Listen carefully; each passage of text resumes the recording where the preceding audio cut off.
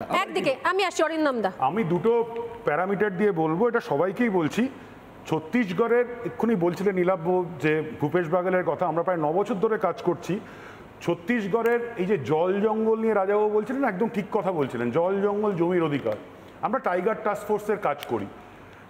3টি অরণ্য গত 9 বছর ধরে খুলতে পারছি না আমরা এই নকশালবাদের জন্য। তার মধ্যে আছে উদান্ত আর ইন্দ্রপুরী অরণ্য। 26টা বাঘ, সেখান থেকে 17টা বাঘ, 13টা বাঘ। 30% জৈব বৈচিত্র্য চলে গেছে, গাছ কাটছে জঙ্গলের থেকে। যখনই আমরা উন্নয়নটা দিতে আরম্ভ করলাম, এই সরগুজা থেকে আরম্ভ করে অম্বিকাপুর, সঙ্গে সঙ্গে আছে কেন অমিত শাহ ঘোষণা করতে পারছেন, যেখানে উন্নয়ন করা যাবে, এক্ষুনি দেবাশিস দা এটা বললেন, যেখানে ডেভেলপমেন্ট হবে সেখানে আপনা আপনি হবে নকশালবাদ কমতে আরম্ভ করবে। গাচ্চিবল্লিতে আজকে আপনি একটি নকশালকেও খুঁজে পাবেন না, কারণ 51টা নকশাল গ্রামকে আমরা রিলোকেট করেছি ফরেস্টটাকে বাড়ানোর জন্য। তার বদলে কি দিয়েছে ফরেস্ট সরকার জানেন?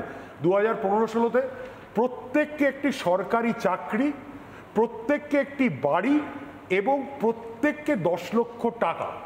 এর ফলে 51টা গ্রাম গাচ্চিবল্লির থেকে রিলোকেট করে আমরা তাডোবান্দেই ফরেস্টে পাচ্ছি।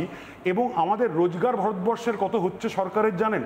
প্রতি বছর ওই ফরেস্ট থেকে, তার ট্যুরিজম, তার ভেতরের জায়গা থেকে প্রায় 9,000 কোটি টাকা। এই অঞ্চলটা 60 বছর ধরে উন্নয়নের বাইরে ছিল। থ্যাংক ইউ, আমাকে থামাতে হবে। আমি একটা জিনিস বলি, আমাদের এই আলোচনার মধ্যে তৃণমূল কংগ্রেসের কোনো প্রতিনিধি নেই, সরকার বর্তমান রাজ্য সরকারের কোনো প্রতিনিধি নেই, তাই আমি একটা জিনিস জাস্ট অ্যাড করব। এটা ঘটনা, অনেক ক্ষেত্রে অনেক বিতর্কের অবকাশ রয়েছে, অনেক ক্ষেত্রে অনেক জায়গাতে আমরা প্রশ্ন করতে পারি, কিন্তু এটাও তো ঠিক যে তৃণমূল কংগ্রেসের আমলে যে জঙ্গলমহল তার আগে ছিল সেই জঙ্গলমহল অনেকটা পরিবর্তিত হয়েছে। তারা মূল ধারায় ফিরে এসেছে, অনেকে চাকরি পেয়েছে, অনেকে কাজ করছে, সংসার করছে। সেই ছবি তো দেখতে পাওয়া যায়। যে জঙ্গলমহলের যে জায়গাগুলোতে দীর্ঘদিন পর্যন্ত মানুষ যেতে পারতো না, সাংবাদিকদের পর্যন্ত প্রাণের ঝুঁকি নিয়ে পৌঁছতে হতো, সেই জায়গাতে আজকে অনায়াসে যাতায়াত চলছে, ট্যুরিজম হচ্ছে, যেভাবেই হোক না কেন। যদিও এখানে সরকারি দলের কোনো প্রতিনিধি নেই, কিন্তু আমি জাস্ট এটা অ্যাড করলাম। থ্যাংক ইউ সো মাচ, আলোচনা এখানে শেষ করলাম, ধন্যবাদ। নানা ধরনের কন্টেন্ট দেখার জন্য লাইক করুন, শেয়ার করুন আমাদের ফেসবুক পেজ, সাবস্ক্রাইব করুন আমাদের ইউটিউব চ্যানেল। পাশাপাশি অন্যান্য ব্রেকিং নিউজের জন্য অবশ্যই চোখ রাখুন রিপাবলিক বাংলায়।